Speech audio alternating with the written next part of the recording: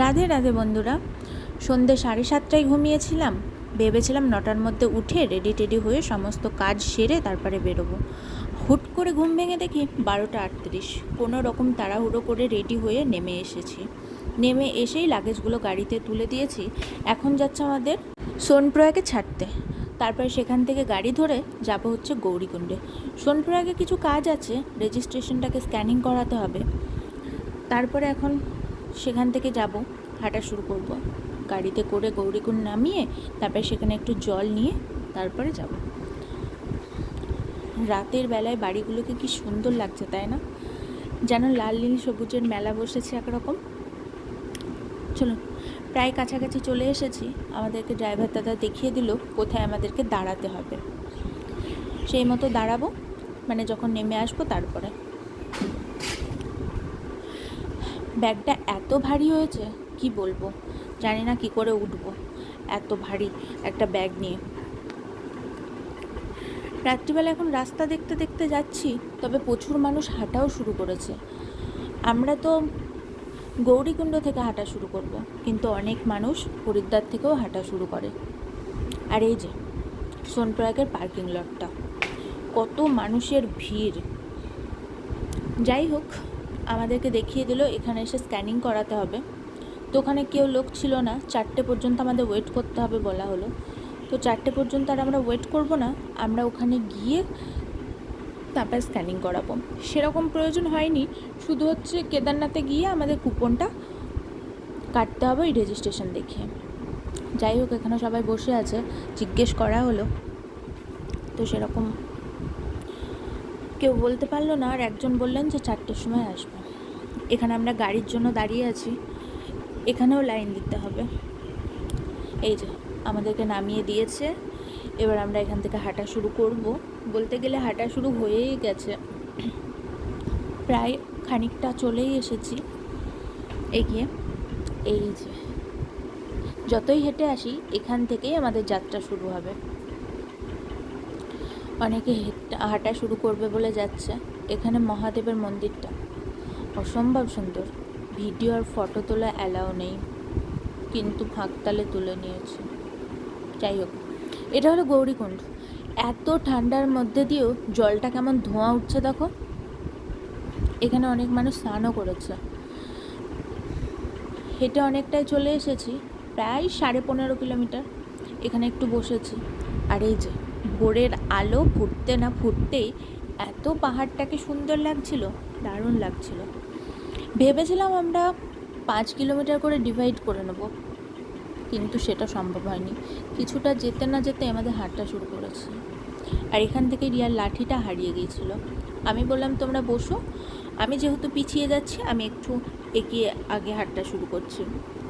ওরা ওখানে বসে থাকতে থাকতে এসে শুনছি ওদের লাঠিটা নাকি হারিয়ে গেছে, মানে রিয়ার লাঠিটা। এই যে এই মুহূর্তে এই অবস্থা, প্রচণ্ড ঠান্ডা লাগছে, মাঝে মাঝে গরমও লাগছিল, তবে সে গরমটার বেশিক্ষণ স্থায়ী থাকছে না। আমাদের এখানে এত পরিমাণ গরম, ওখানকার ঠান্ডাতে গিয়ে মনে হচ্ছে কিছুটা ব্যাগে ভর্তি করে নিয়ে আসি এখানে। আর এই যে পাহাড়টা দেখো, বরফে ঢাকা, কি সুন্দর লাগছে না? অপূর্ব সুন্দর, দারুণ। আর পাহাড়ে তো ভোর অনেক তাড়াতাড়ি হয়, সন্ধে যেমন অনেক লেটে হয়, ভোরটাও তাড়াতাড়ি হয়।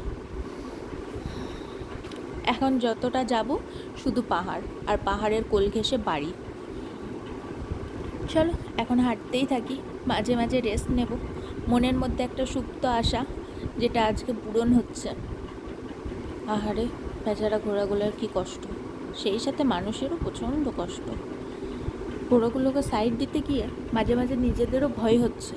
আমি তো প্রায় 7-8 বার ঘোড়ার সাথে ধাক্কাই খেয়েছি। ভাবতেই পারছি না যে আমরা এত উঁচুতে রয়েছি। যাই হোক, চলো আবার হাঁটা শুরু করি।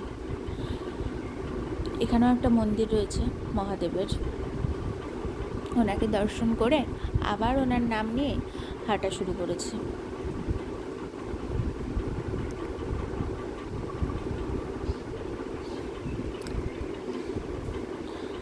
হাঁটছি আর ভাবছি যে আমরা এত উঁচুতে, আমার মহাদেবের এত কাছে রয়েছি। আগের বছর যে ট্রিপটা আমাদের হয়নি, এখন সেটা আমাদের চোখের সামনে ভাসছে। ঝর্ণাটা কি অপূর্ব লাগছে না? আর মাত্র 12.5 কিলোমিটার।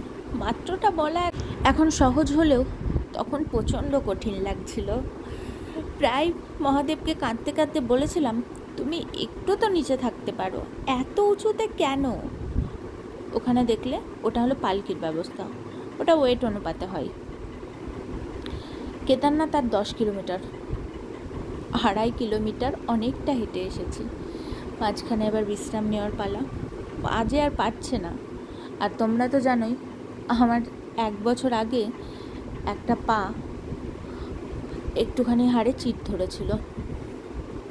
একটুখানি বলে না, অনেকটাই। এখানে একটু এবার খাওয়া দাওয়া করবো। ব্যাগের যত খাবার আছে মনে হচ্ছে এখন একেবারে খেয়ে ব্যাগটাকে পাতলা করতে পারলে পারছি, তবুও যেন হচ্ছে না। এইটুকু তো পেট, কত খাবার আর খাবো। যাই হোক, চলো খাওয়া দাওয়া করে এবার হাঁটা দিই। কি সুন্দর লাগছে না পাহাড় থেকে যখন গড়িয়ে ঝর্ণাগুলো পড়ছে। রাস্তাটা যেন বড্ড কঠিন লাগছে, আর সম্ভব হচ্ছে না। আমরা অনেকটা শর্টকাট নিয়েছিলাম, মাঝে আবার বৃষ্টি এসেছে। এবার রেনকোটগুলো পরার পালা। পরে নিয়েওছি, এবার রেস্টও নেওয়া হয়ে গেছে। চলো, একজনকে জিজ্ঞাসা করলাম, তো তিনি বললেন রাস্তার এখনও কিছুই শুরু না, এখনও প্রচুর বাকি। মাঝখানে আর না পেরে 3.5 কিলোমিটার আমাদের ঘোড়ার সাহায্য নিতে হয়েছে। যাই হোক, রাত্রিবেলায় এসে টেন্ট নিয়েছি। প্রচণ্ড খারাপ অবস্থা ছিল আমাদের, টেন্টটা মারাত্মক গন্ধ। সেটা থেকে বেরিয়ে এসে আমরা নিয়েছি একটা হিটার দেওয়া টেন্ট। যাই হোক, আজকের ভিডিওটা এই পর্যন্তই।